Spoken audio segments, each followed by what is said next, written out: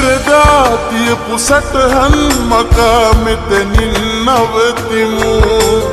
නැවතත් අලුත් පිටුවක් ලියා ආයෙමත් හමු වෙමු එක වහලක් යටට වෙලා දුක් විඳිනවට වඩා සමුගන්නම්